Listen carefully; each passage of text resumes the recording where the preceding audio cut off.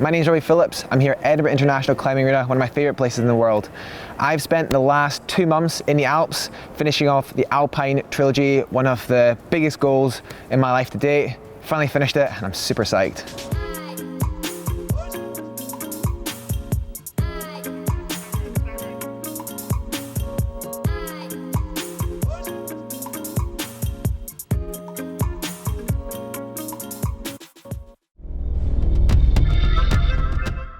The Alpine Trilogy is a trio of 3 of the hardest alpine rock routes in the Alps. They were put up in the early 90s by 3 of the legends of the time, Stefan Glovac, Beat Kamelander and Thomas Huber. The routes are, Stefan's was Des Kaisers Neue Kleider, Thomas's was End of Silence, and Beat Kamelander's was Silbergeier in the Ratho. My journey with the trilogy starts when I was about 15 years old. I just started climbing and my mentor, Neil McGeechy, told me about the trilogy. At the time it had like 3 ascents, I think.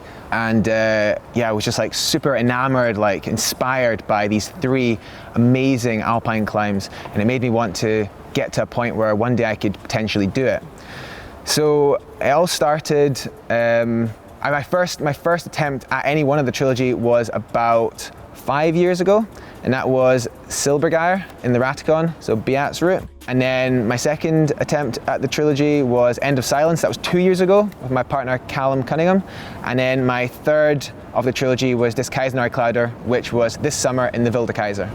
So the key thing to know about these climbs is they're all big multi-pitches in the Alps, in an alpine environment, so very serious locations. The weather can change at any moment, so you've always got to sort of take that in consideration. They're also extremely difficult. They're 8B+, 514 if you're American, so really challenging climbs, often very sustained. Silbergeier has an 8B+ pitch, an 8B pitch, an 8A+ pitch, and numerous like high 7s. Des Kaisers Neue Kleider has 2 8B+ pitches. Like, they're super hard routes, you know. That was like one of the most challenging aspects of them, is just to sort of like, you know, be able to continuously climb quite near my maximal grade in a single push in a single day. On the back of all that, they also tend to be very run out, long spaces between the bolts or the gear you're placing. So yeah, it can be quite scary at times. The first climb I did in the trilogy was Silbergeier, and that was about 5 years ago. And it's quite important to note that at the time, I'd only ever done one other multi-pitch in my life the year before. So it was quite a big thing going to the Alps, not having really any experience of this sort of thing, and taking on, you know, one of the hardest challenges you can do out there. You know, after I did Silbergeier, I thought, you know, I can run with this, I can do this, but I wanted to have a year off between the first and the second to sort of expand my skill set. I figured that after the first one, I knew that the others would be possible, but I just need to improve myself as a climber. The second one, End of Silence, which is in the Berchtesgaden Alps in the south of Germany, that actually proved a much bigger challenge for me. It's regarded as the easiest, but in actual fact for me it was probably a lot harder than Silbergeier. It was very bouldery in a style that I'm not very good at on very small pockets, and I actually had one failed attempt before eventually succeeding on it. It took the best part of like 4 or 5 weeks to do the climb, whereas I did Silbergeier in 5 days.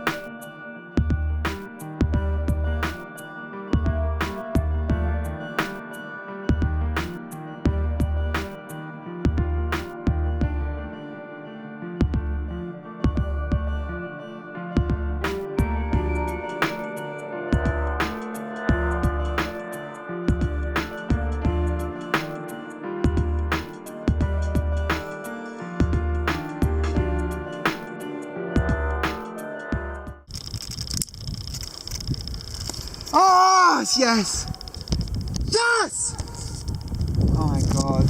So the final route was Des Kaisers Neue Kleider, and I went out this summer and I put a lot of training and a lot of preparation to this one. I trained pretty much full time for the 9 months before heading out there. I spent a big season in Yorkshire doing a lot of sport climbing on the limestone, trying to improve my technical ability and my physical capacity to deal with lots and lots of hard climbing. And I went out there, I think it was the end of June, spent all of July and most of August purely on that climb, but also dealing with loads of other things like very bad weather. We had extremely hot conditions, very humid conditions, and lots of rain. So dealing with like wet pitches as well. The day that I did it, we were super lucky. There was a storm coming in, but we just caught the very tail of the storm. And so it gave us a wind that just dried everything out, gave us good conditions, and we went from bottom to top, smashed it in a day. Des Kaisers starts up this scrambly, sort of grassy, ledgy system. It's not very hard, it's a bit scrambly. And then you get up to the first pitch, which is just in that corner where the big diagonal crack is sort of like trending rightwards from. It then climbs up there, that little ledge where the orange rock faces, and then breaches that small roof. It's a 7C plus pitch, up the slab, and then another 8A plus 8B pitch on that orangey rock, and that takes you to the big orangey section. After that it's a 7B plus pitch, then an 8B plus pitch, it takes you to the roof at the top. Then after the 8B plus there's another 8A plus pitch, and then a 6B pitch, and then right at the very top of that spire you can see just a little bit of orange up there. That's another 8B plus pitch to finish off with. Woohoo! Yes!